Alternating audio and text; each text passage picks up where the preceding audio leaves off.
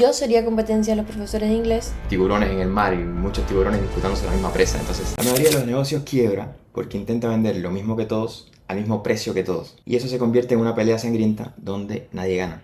Nosotros somos Jorge Y Ani, y hoy vamos a enseñarte a encontrar tu océano azul. Ese lugar del mercado donde la competencia es relevante porque tú eres único. En esto que se llama Negociados.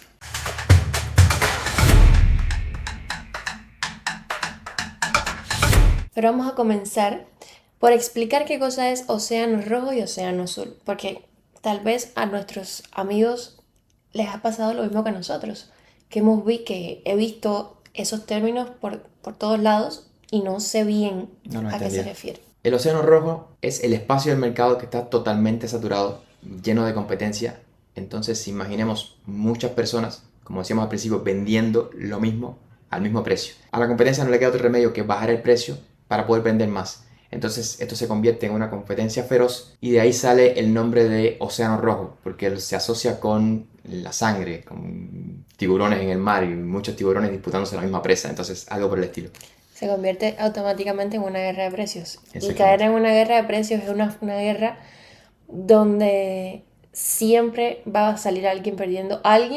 Por alguien me refiero a negocios que van a terminar perdiendo. Porque si estás compitiendo con un gran tiburón, por así decirlo, una gran empresa, y tú eres una empresita que acaba de salir al mercado o no tienes suficiente solvencia económica para enfrentarte a este gran tiburón, es muy posible que si entras en guerra de precios con ese tiburón que quizás ya está sentado en el mercado, va a ser muy posible que el tiburón te termine comiendo la cabeza. Sí, el reconocimiento también te va a matar. Exactamente.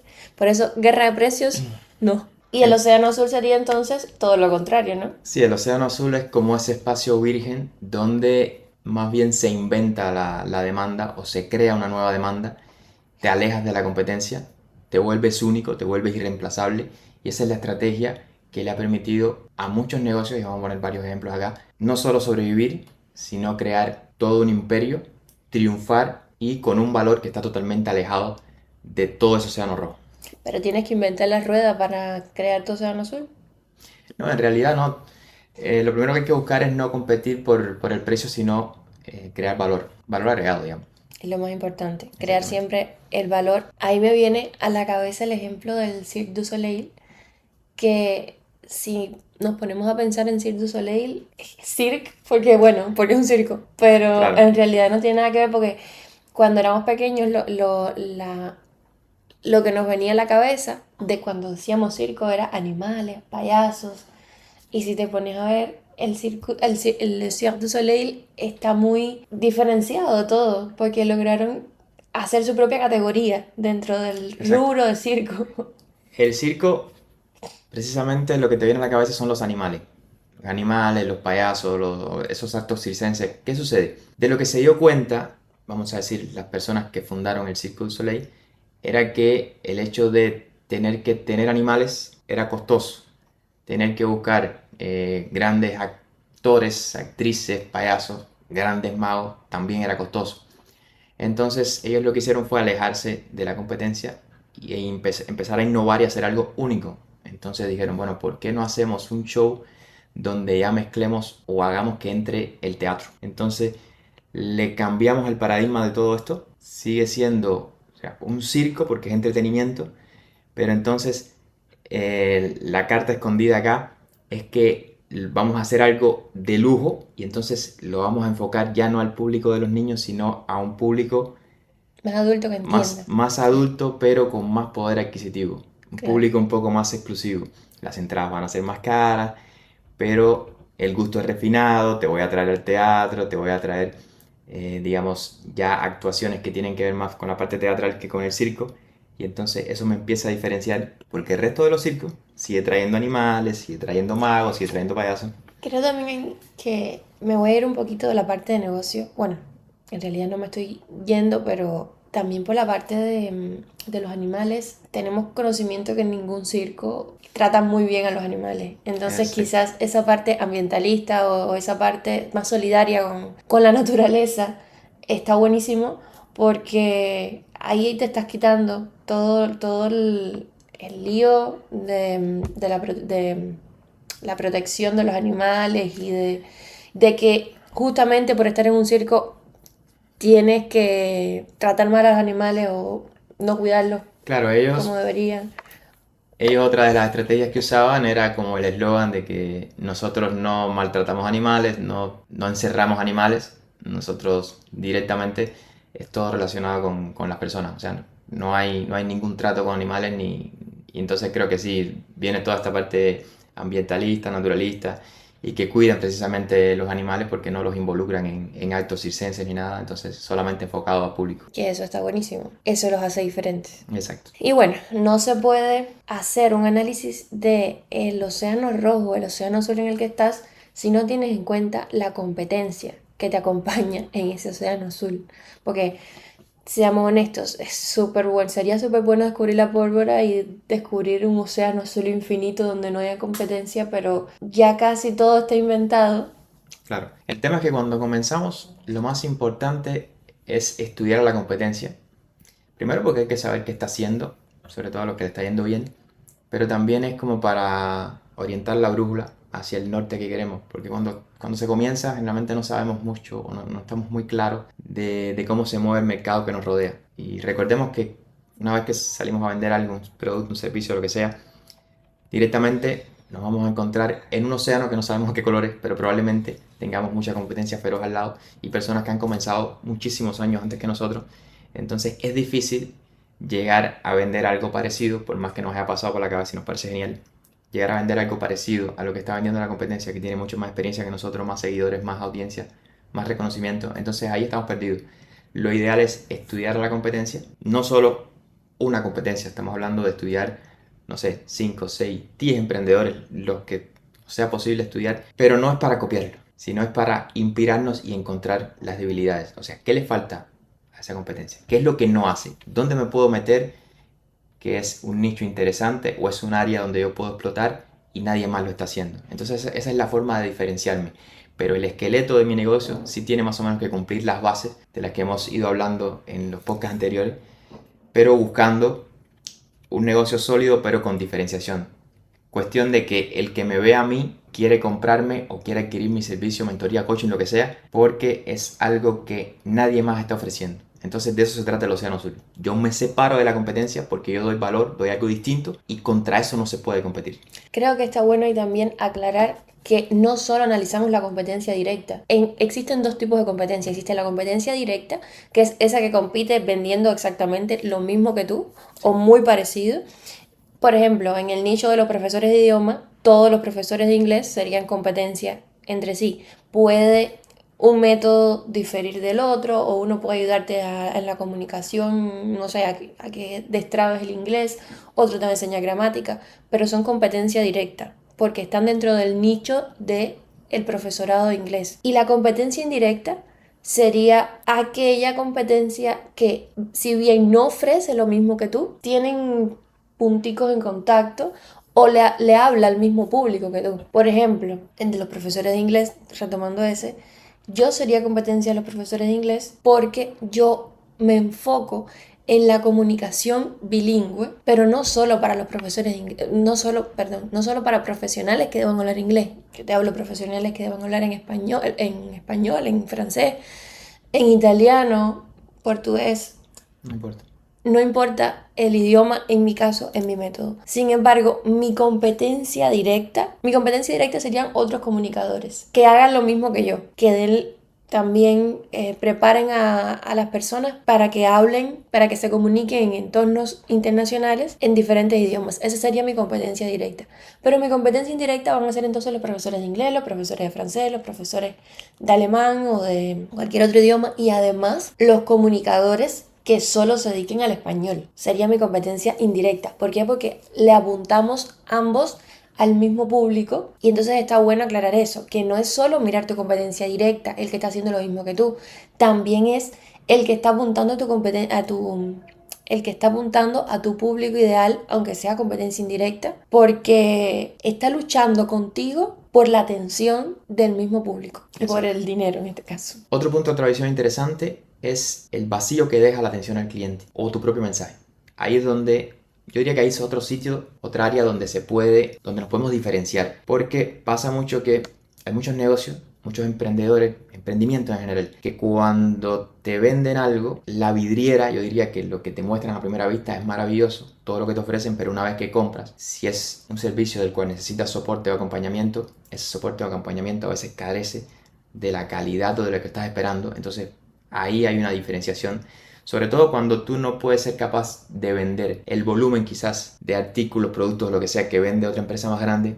Entonces la diferenciación tuya tiene que ser en los servicios, en la calidad que tienen tus servicios, la cercanía que tienes con el cliente o el mensaje que tú tienes, que tú propones. Entonces creo que ahí puede haber una diferenciación cuando no eres capaz de competir quizás en volumen o ese tipo de cosas. Eso habría que tenerlo en cuenta incluso aunque fueras un gran competidor, porque vemos que muchas veces las empresas, los emprendedores se preocupan, o una vez que crecen, sobre todo una vez que crecen las empresas más grandes, se preocupan por vender, vender, vender, vender, vender, y no tienen en cuenta lo más importante, que es que el comprador o que tu cliente te vuelva a comprar, te vuelva a elegir.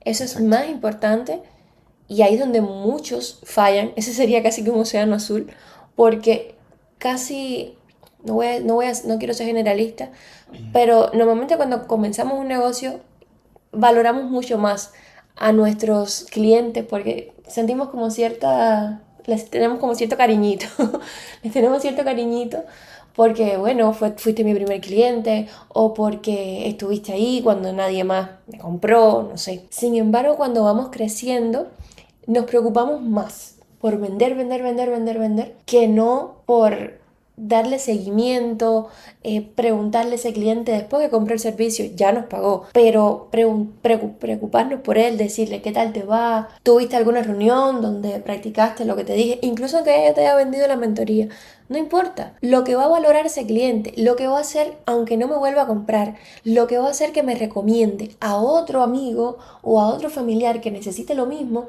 va a ser justamente eso, mi seguimiento, eso me va a permitir que yo me mantenga en su top of mind, me mantenga en su centro de atención para que cuando alguien diga necesito presentar X tema en un ambiente internacional, automáticamente lo que le venga a la persona a la cabeza sea mi nombre y le diga yo te sugiero a Annie que yo tuve una buena experiencia con ella.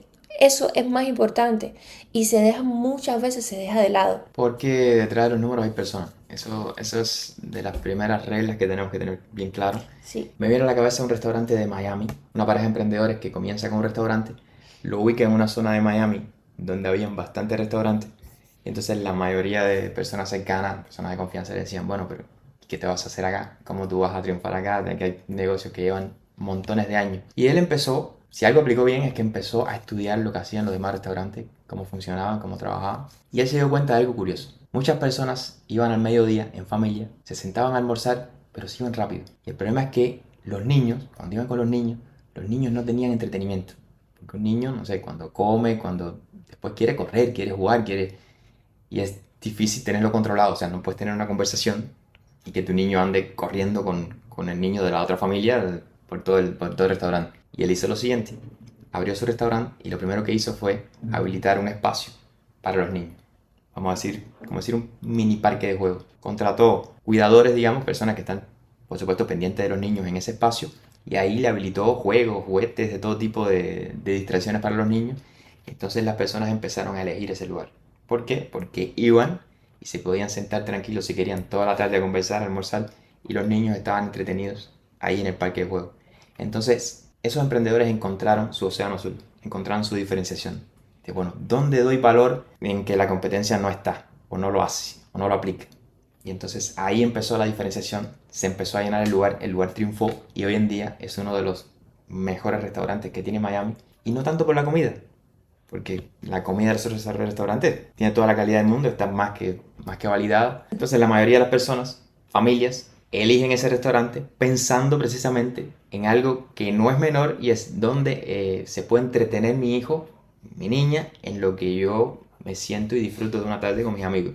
Entonces, para mí eso es un ejemplo genial del tema que estamos hablando hoy, referente a cómo diferenciarte y entrar en un océano azul. Ahora me recordaste en la clase pasada con mi mentora Michelle Polet, ella hablaba del whiteboard. El whiteboard o pizarra blanca sería ese espacio en el que tú te vas a situar y que lo encuentras una vez que hayas analizado qué está haciendo tu competencia, qué no está haciendo tu competencia y con qué te sentirías tú cómodo haciendo que no está haciendo tu competencia. Suena a trabalengua, pero en realidad tiene todo el sentido del mundo. Analiza qué está haciendo tu competencia, dices, bueno, mi competencia está haciendo X y Y, pero no está haciendo A y B. Yo me siento cómoda con A, yo me siento cómoda con B.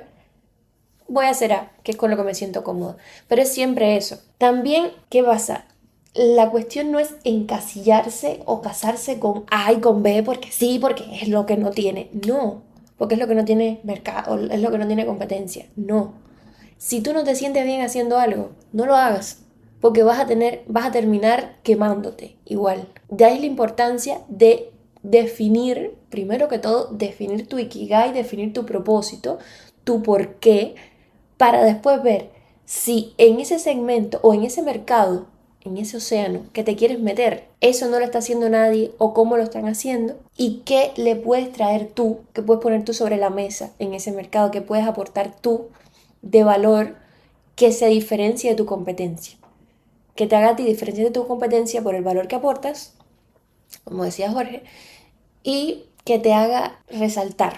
Entonces, quizás un poco teórico, pero es importante mencionarlo, es que la forma, vamos a decir, recomendada por los expertos, por los libros, a la hora de encontrar tu hueco, es la estrategia de la eliminación, que son 4 puntos. Está el punto de eliminar, reducir, incrementar y crear.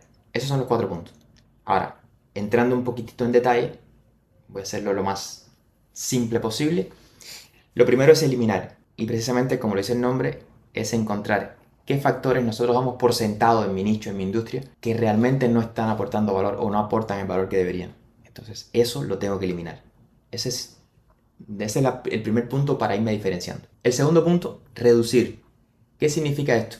Esto es minimizar eso que nos han vendido toda la vida como que es necesario, imprescindible, y en realidad no le aporta al cliente y yo me lo puedo ahorrar. Eso puedo ahorrar tiempo y costo. Por ejemplo, si tienes una comunidad en School y tienes eventos en vivo programados, digamos, todas las semanas, puede ser que esos eventos en vivo que duran 1 hora te genere fatiga, te genere demasiado trabajo, demasiado estrés.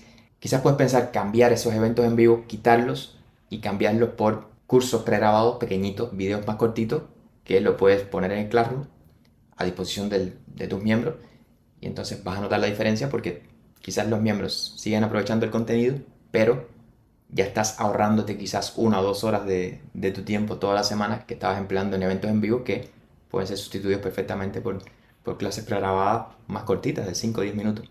Y entonces ese es el ejemplo de reducir, menos es más. Si no sabes lo que es School, visita su canal. Si no estás viéndolo desde su canal, que ahí vas a saber lo que es School. Si quieres crear una comunidad, muy buena idea. Muy buena opción y él tiene ahí todas las mieles. El tercer punto sería incrementar el estándar. ¿A qué te refiere esto? A que tienes que buscar qué es eso que puedes hacer mucho mejor que la competencia.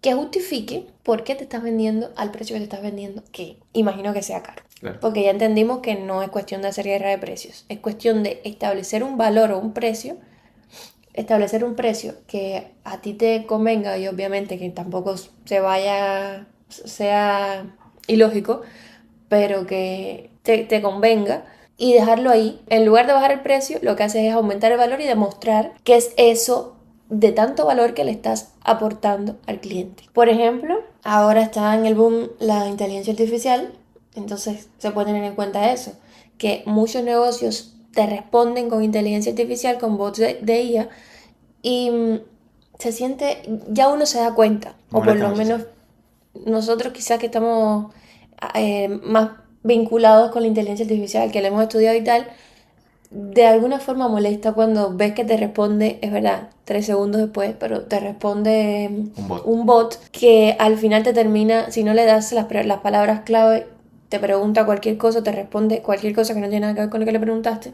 Entonces molesta eso.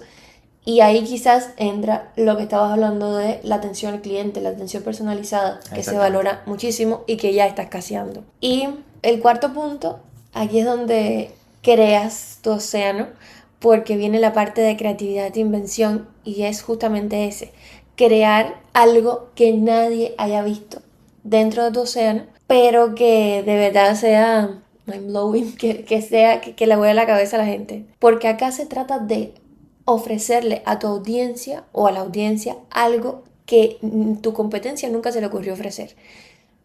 Aquí te puedes preguntar qué es eso o cuál es ese segmento de la audiencia que tiene una necesidad específica. Yo me siento cómoda respondiéndole su necesidad y la competencia nunca se ha propuesto o nunca ha pensado o nunca le ha dado la importancia a resolver esta necesidad. Exacto. Por eso la importancia de estudiar la competencia, a ver qué es lo que nos hace. Nosotros acá entramos nosotros como este podcast. Pueden haber 1000 podcasts de negocios, 1000, 10.000 podcasts de negocios. Sin embargo, no podemos absolutizar, pero no muchos te brindan el acompañamiento que te brindamos nosotros, te brindan la hoja de ruta para que no te sientas solo o sola al momento de crear tu negocio. Hacerlo interactivo también, dejarte tareas, dejarte plantillas para que llene, para que comparta. Entonces es como ir contigo en el camino y que te sientas acompañado por esos negocios de a dos. Pero fíjate la vuelta que le damos al podcast para que no se convierta en una conversación de dos personas de forma genérica. Y acá vengo yo con mi bichito intercultural siempre. Es muy importante reconocer en qué mercado te estás desenvolviendo, en el país donde te estás desenvolviendo, donde estás llevando a cabo tu negocio, así sea un negocio que haya ido más allá de las fronteras, porque a lo mejor estás, no sé, en Uruguay y estás vendiendo tus servicios para Estados Unidos. ¿Por qué? Porque lo que es océano azul en tu país puede ser océano rojo en el país donde intentas vender tus servicios. Exacto. Entonces también ahí es muy importante analizar el mercado, no solo para entender qué es lo que se vende o lo que no se vende, sino también entender cómo consume ese producto que tú estás vendiendo es en ese mercado, cómo se consume. Porque a lo mejor estás intentando vender, no sé, estás intentando vender algo que tú dices, ah, mira qué bueno está, pero lo intentas vender, a ti te resulta una super necesidad en el país donde estás viviendo, pero si lo intentas vender en otro país donde no hace falta, es por gusto. Por ejemplo, Estados Unidos suele ser el líder en el mercado. Generalmente se crea un modelo de negocio y es como que se empieza probando allí.